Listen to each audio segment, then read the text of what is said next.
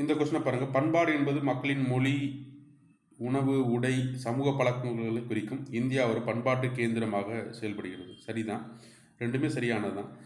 11th ethics புக்கில் பண்பாட்டை பற்றி ஒன்று இருக்குது. கேள்வியை பற்றி இருக்கா விட பண்பாடு அப்படிங்கிற பற்றி ஒரு விளக்கம் கொடுத்துருக்காங்க. என்ன இருக்குது அப்படிங்கிறத மட்டும் பார்ப்போம். தெரியல, அது கேள்விக்கான விடை இல்லை.